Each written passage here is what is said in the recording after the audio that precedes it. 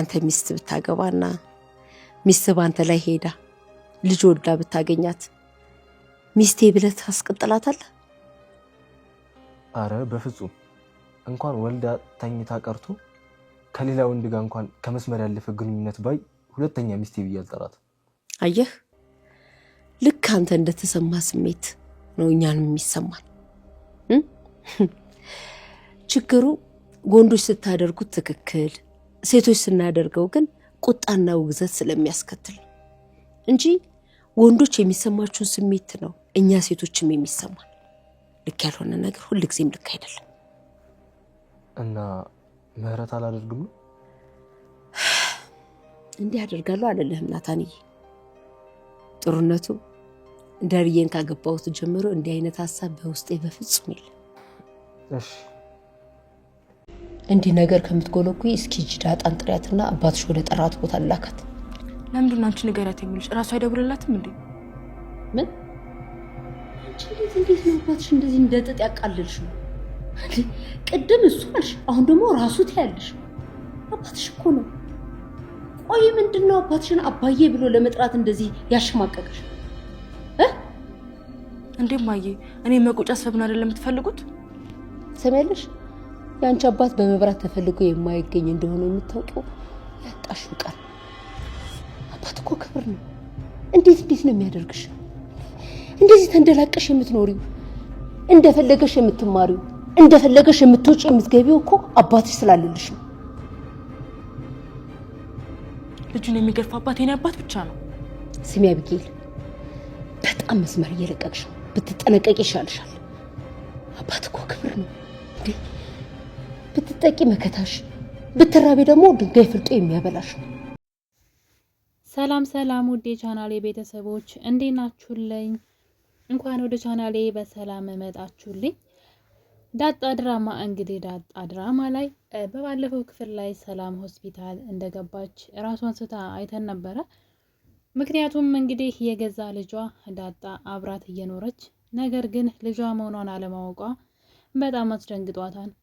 በእርግጥ አቶ ደረጀ ቀድሞ አስጠንቅቋት ነበረ፣ ልጅሽ በህይወት አለች፣ ነገር ግን ራስሽን አረጋጊ፣ እንዳደነግጭ ብሏታል። ያው ግን ያለችበት ሁኔታ እንግዲህ ይሄንን መቆጣጠር አልቻለችም። ልጅሽ ዳጣ ናት ሲላት አቶ ደረጀ ማመን ስላልቻለች ራሷን ስታ ወድቃለች። እንግዲህ ከዚህ ቀደም ዳጣ እዛ ቤት እግሯ ከረገጠ ቀን ጀምሮ ሰላም ስለ ዳጣ አብዝታ ታስብ ነበረ። ያው የእናትና የልጅ ነገር አለ አይደለ? የመሳሳብ ነገር አለ። ውስጧ ስለሚነግራት እንደ ልጇ ነው የምትሳሳላት፣ በጣም ነው የምትወዳት እና ዳጣም ደግሞ ለሷ ልዩ ክብር አላት። ግን በፍጹም እናቴ ትሆናለች ብላ ልታስብ አልቻለችም። ሰላም ግን እንዲሁ ጥርጣሬ ነበራት።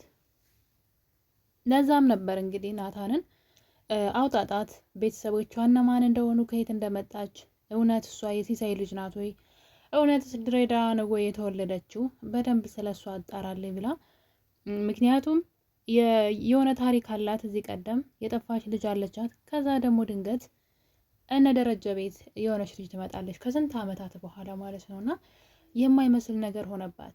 በዛ ላይ ደግሞ ባየቻት ቁጥር ውስጧ ስለሚደነግጥ ስለ ዳጣ ማወቅ በጣም ትፈልግ ነበር ሰላም። ነገር ግን ዳጣ ደግሞ አባቷ ይህን ሚስጥር ለማንም እንዳትነግሪ፣ እኔ ለባለቤት እስከምነግራትና ቤተሰቡ እስኪያውቅ ድረስ እባክሽ ሚስጥር ይሁን የኔና ያንቺ የአባትና የልጅ ነገር። በዛ ላይ ስለ እናቷም ስትጠይቀው የሆነ ቀን ለሁሉም መልስ አለ ብሏት ነበረ። ለዛም እንግዲህ ዳጣም አቶ ደረጀ የነገራትን ነገር በመተግበር ላይ ትገኝ ነበረ። አባቴ ሲሳይ ነው፣ የድሬዳዋ ልጅ ነኝ እያለች ለብዙ ጊዜ እንግዲህ ሰላም ግን ይህን ነገር ማመንም አልፈለገችም። አብዝታ ስለሷ ማወቅ ትፈልግ ነበር። እንደውም የሆነ ጊዜ በግድ ሁሉ እንድትናገር ልታደርጋት ነበር። እንዴት ነው እዚህ ቤት ልኖር የቻልሽው? ማነሽ? ስላስተዳደግሽ፣ ስለ ውልደትሽ ተናገር እያለች ያው የሆነ ህመም ስላለባት ነው እሷ የምትጠራጠረው። የኔ ልጅ ልትሆን ትችላለች ብላ ስላሰበች ነውና ደረጀንም እንግዲህ ልጅን ፈልግልኝ ማለት የጀመረችው ዳጣን ካየች ጊዜ በኋላ ነው። ልጅን ፈልግልኝ። መጀመሪያ ላይ ግን በቀል ነበረ ያሰበችው። እሱ እኔን አስገድዶ ደፍሮኝ ከዛ ደግሞ ልጄን ያረገዝኳትን የወለድኳትን ልጅ ነጥቆ ጥሎብኛል። ስለዚህ ያንን ነውሩን ዛሬ ያችኛዋ ልጅን ቢጥልብኝና ማለት አሁን ላይ የለችም ወይ በህይወትም አትኖርም ብላ ነበር ሰላም የምታስበው። ለበቀል ብላ እንግዲህ ሌላ ልጅ ከሱ አርግዛለች። ትንሽ በሚያስጠላ ሁኔታ ማለት ነው። ያው ደስ አይልም፣ ግን እሱን ለማዋረድ ትፈልግ ነበረ። ያደረገባትን ነገር መልሳ እሱን ያኔ በገና ለገና ትዳሩ እንዳይፈርስ ስህተቱን በስህተት ስላረመ ነው እንግዲህ እና የዘራውን ያጭዳን ብላ ድጋሚ ከሱ አርግዛ ነበረ። ነገር ግን እንግዲህ ችኛዋ ልጇም ተገኝታለች ሰላም። አሁን ላይ እንግዲህ ዳጣ የሰላም ልጅ መሆኗ አሁን ላይ ይፋ ሆኗል። ደረጀ ይህን ነገር እንግዲህ ለሰላም ነግሯታል ማለት ነው። ሰላም ዳጣ ልጇ መሆኗን ባወቀች ቅጽበት እንግዲህ ሆስፒታል ለተወሰነ ቀን ገብታ ነበረ። ራሷንም ስታ ስለነበረ ምንም ነገር ስለ ዳጣ መጠየቅም ማውራትም አልቻለችም። ነገር ግን እንደነቃች ነበረ እንግዲህ በሰዓቱ አብራት የነበረችው ማርታ ስለነበረች ለማርታ እሷ እንድትመጣላት ጠይቃለች።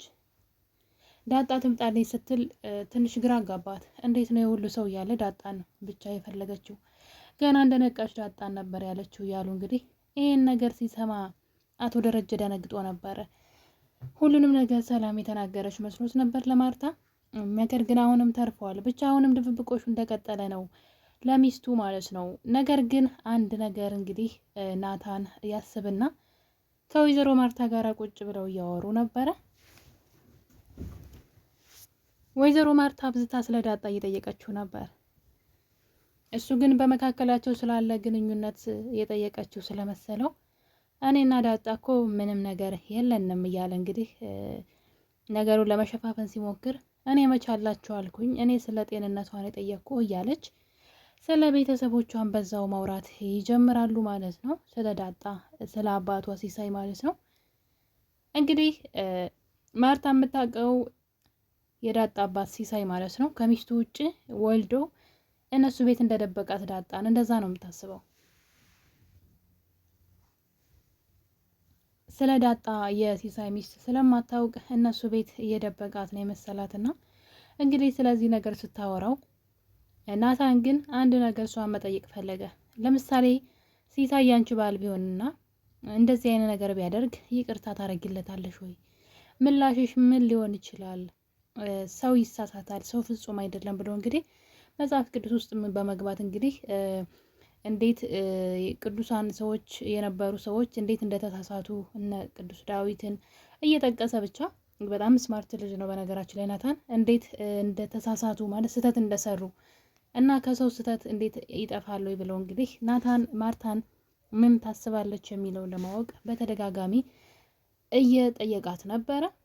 እሷ ግን መቼም ይቅርታ አላረግም እንዴት ማለት በቃ የኔ ባል በእርግጥ እንደዛ ስለማያደርግ ደርዬ እንደዛ ስለማያደርግብኝ አስቤውም አላቅም እያለች እንግዲህ ማርታ ጉዷን አላወቀችም። ነገር ግን ባሌ እንደዛ ስለማያደርግ አስቤውም አልሜውም አላቅም፣ ቦታው ላይ በሆን ግን ምን ላደርግ እንደምችል አላውቅም፣ ግን ይቅርታ አላደርግለትም ስትል እንግዲህ ናታን ደግሞ ቀድሞ እንግዲህ ነገሩን ማወቅ ይፈልጋል። ምክንያቱም እውነታውን አውቋል። ዳጣ የደረጀ ልጅ መሆኗን እንግዲህ በግልጽ ስላወቀ የማርታን ስሜትና ነገ ላይ ይሄ ነገር ሚስጥሩ ቢወጣ ማርታ ምን ተወስናለች የሚለውን ለማወቅ ስለፈለገ እንግዲህ ማርታን ሲጠይቃት እያየን ነው። እሷ ግን በፍጹም ሊደረግ አይችልም፣ በእርግጥ እኔ ምንም አያሳስበኝም፣ ባል የደረጀ በጣም ጨዋና ስርዓት ያለው ነው እያለች ምንድነው የሚባለው ጉዷን አላወቀችም እንግዲህ ማርታ ማለት ነው። በእርግጥ አውቆ ወይ እሷን በሱ በትዳሯ ላይ ማግጦ ምናምን አይደለም፣ የህይወት አጋጣሚ ነው ስህተት ያሰራው። ግን ደግሞ ስህተት መስራቱ ነው እንግዲህ የደረጀ ስህተቱ ምንድነው? ልጁን መጣሉ ነው ትልቁ የህይወቱ ስህተት ማለት ነው። እና ይሄ ነገር በዚህ እያለ እንግዲህ ሰላም ወደ ቤት ትመለሳለች። ከዛ ቀደም ብሎ ግን ደረጀ እንግዲህ ለማርታ ሚሴጅ ልኮላት ነበረ። ዳጣን ወደ ድሮ ሰፈራችን ላኪያት ብሎ እንግዲህ ሰላም ስታገኛት ዘላ እንዳታቅፋት ፈልጎ ይሆን አላቅም፣ ለምን እንደፈለገ አላቅም። ብቻ ዳጣ ከዛ ቤት እንድትሄድ እንድትልካት ይናገራል። ሚሴጅ ነው የላከው። ይህ እንደምታውቁት እንግዲህ ተጠራጣሪዋና ሰላይዋ አብጌል ማለት ነው። የሰውን ነገር መጎርጎር፣ ምንም ነገር ማወቅ፣ እሷ የማታውቀው ነገር እንዲኖር የማትፈልገው አብጌል የእናቷን ስልክ እንደምታዩት ተደብቃ አንስታ ስትጎረ እያየች ነበር፣ አባቷ የላከውን ሜሴጅ ማለት ነው። እና እዚህ ጋር እንግዲህ ማርታ በጣም ተማራ ነበረ ስትናገራት የነበረው። ምክንያቱም አባቷን እንግዲህ ጣል ጣል በማድረግ አብጌል ግን ተነግራም ተመክራም የማትሰማ ልጅ ናት። በጣም ነው የሚገርመው። ማርታ ልጁን አባት ነው እንጂ በጣም ነው ማለት አንዳንዴ ምንም የማታደርጉት በቃ ቁርጣችሁ የማጥሉት ልጅ የለም። እንደዛ አይነት መሆን በጣም ከባድ ነውና አባቷ በተለይ በጣም ነው ያዘነባት። እንዴት እኔን አባትሽን በዚህ መጠን እንዴት ማለት አስቡ። የወለድና እናት አባቶቻችሁን እናንተ ስትሰልሏቸው፣ እናንተ እነሱን ለመጣል እንግዲህ ስትጥሩ ማለት ነው። እሷ እኮ እንደዛ ነው እያደረገች ያለችው። እና እንግዲህ እናትየዋ አባትሽ በዚህ ምድር ላይ በባትሪ ተፈልጎ የማይገኝ ውድ አባት ነው፣ አንቺ ግን የምትኖሪውን ህይወት ሁሉ የምትኖሪው በሱ ነውና በጣም ብዙ ነገር ስትነግራት ነበር። ግን በፍጹም ወደ ውስጡ አታስገባም። በቃ እንዲህ ናት አብጌልና ያው መጀመሪያ ህፃን እያለች ነበረ ቆንጥጦና ገርፎ ማሳደግና አሁን ላይ ግን በፍጹም ከቁጥጥር ውጭ ናት። ጭራሽ አሁን ለሌላ ነገር እያሰበች ትገኛለች። ሰላም ራሷን ስታ ሆስፒታል መግባቷ ሳያሳስባት ለምን ነበር ምን ወሬ ሰምታ ነው ራሷን ስታ የወደቀችው የሚል ወሬ ነበር ስታወራ ስትጠይቅ፣ ወይም ደግሞ ስለ ጉዳዩ ስታነፈንፍ የነበረው ምን ሚስጥር ብትሰማ ነው ራሷን ስታ ሰላም የወደቀችው እያለች ጥያቄ ጀምራለች። ይሄ በዚህ እያለ እንግዲህ ደግሞ አባቷ የላከውን ሜሴጅ በማየት ምን ተላከ ብላይ እናቷን ሜሴጅ ስታያየናት ነው። እና እንግዲህ አባትየው ዳጣ ሂዳ የምታመጣውን እቃ እኔ ሄጄ ካላመጣሁት ምን ቢሆን ነው ምን ሚስጥር ቢሆን ነው እያለች ያው ተጠራጣሪነቷን ቀጥላለች። ሌላው ደግሞ እንግዲህ ሰላም ልትወልድ ነው ወይ ሰላም ብቻ ትውለድ እንጂ ልጁን አስመረምረዋለሁ እያለች ትገኛለች። እንግዲህ አብጌል አሁን ላይ የሰላም ልጅ ሲወለድ ከአባቷ ጋር ልታስመረምረው ወይም ደግሞ ከናታን ጋር ከሶስታቸው ጋራ ከሁለቱ አያልፍም ልጁ፣ ስለዚህ አስመረምራለሁ እያለች ትገኛለች። ግርም ያለኝ ነገር እውነቱን የደረሰችበት ቀን ግን ወስዳ ልታሳይ ነው። ሰላም መቼም ቢሆን ልጁ የአቶ ደረጃ እንደሆነ አትናገርም። አሁን ያረገዘችው ልጅ በፍጹም አትናገርም። ምክንያቱም ጥፋቱም ስህተቱም የራሷ ነው። ልጇን ይዛ ብቻ ነው የምትኖረው። ነገር ግን እውነት ያው ተደብቆ አይቀርም አይደለም። አብጌል ትመስለኛለች ይህንን ነገር እንግዲህ እንዳለችው እንደፎገረችው ሰላም ስትወልድ የልጇን እንትን ጸጉር ወስዳ እንግዲህ ወይ ከአባቷ ጋር ወይ ከናታን ጋር ይህንን ማስመርመሯ የማይቀር ነው። ያኔ እንግዲህ እውነቱ ይወጣል ማለት ነው። ተደብቆ አይቀርም። ሰላም ልደብቀው እስከ ዘላለሙ ሚስጥሩ የራሴ ይሁን ብትልም አብጌል እያለች ግን በፍጹም እንደዛ ማድረግ አትችልም። ስለዚህ አብጌል የቤተሰቦቿን ቤት የምታፈርስ ይመስለኛል በዚህ አካሄዷ እና ወዳደቋም ጥሩ አይመስለኝም። በዛ ላይ በግድ ናታንን ካላገባሁ ሙቼ እገኛለሁ እያለች ትገኛለች። እናቷ ደግሞ ልጇ ጥሩ ሴት ስላልሆነች የሚፈልጋትም ሆነ የሚያያት ወንድ እንደሌለ ስላወቀች በግድ ናታን ላይ ልትጭናት ትፈልጋለች።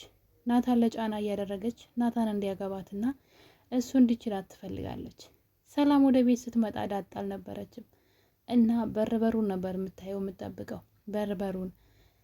ዳጣ የተላከችበት ቦታ ሄዳ ስትመለስ ድንገት በሩን ከፍታ ስትገባ ሰላም አይኗ ከሷ ላይ ነበረ እና ማርታን ባየችው ነገር በጣም ደንግጣለች። ሰላም ሆና ነው ምን ኩና ነው በዚህ መጠን ዳጣ ላይ ማለት ትኩረት ያደረገችው? ዳጣ በሩን ከፍታ ስትገባ ሰላም ከተቀመጠችበት ተነስታ አይኗን እያየቻት ነበረ። ይሄ ነገር ማርታ ነገሩ ረብሿታል ማለት ነው። ምንድነው ለምንድን ነው ብላ እና ያው ማርታ መጠራጠር ስላልፈለገች በፍጹም ባሏን በምንም ነገር ማየትም መጠርጠርም ስለማትፈልግ ነው፣ በሙሉ ልቧ ስላመነችው ነው እንጂ ብዙ ነገሮች ምንድን ነው ብላ እንድትጠረጠር የሚያደርጉ ነገሮች አሁን ላይ እየታዩ ይገኛሉ። በዛ ላይ እንግዲህ ያው እናትና ልጅ መሆናቸውን መናገራቸው የማይቀር ነው። ደረጀም እውነቱን ተናግሮ እንግዲህ ከመሸበት ማደር ነው ያለበት። እስከ መቼም ደብቆት አይኖርም። እናትና ልጅም ደግሞ መገናኘት አለባቸው ብዬ አስባለሁ። እናንተስ ምን ትላላችሁ? የኔ ቤተሰቦች ሀሳብ አስተያየታችሁን እንግዲህ ኮሜንት ላይ እጠብቃለሁኝ። ዳጣ በቅርቡ እናቷን ማወቁ አይቀርም ብዬ አስባለሁ። እንግዲህ በሌላ በአዲስ ቪዲዮ እስከምንገናኝ የዛሬን አበቃን። ሰላም ሁኑልኝ። ለቤቴ አዲስ ከሆናችሁ ደግሞ ሰብስክራይብ በማድረግ አበረታቱኝ ማለት ነው። በአዳዲስ በቆንጆ ስራዎች እመጣለሁኝ። ዳጣ የዛሬው ክፍል ይሄን ይመስል ነበረ። መልካም ጊዜ። ባይ ባይ።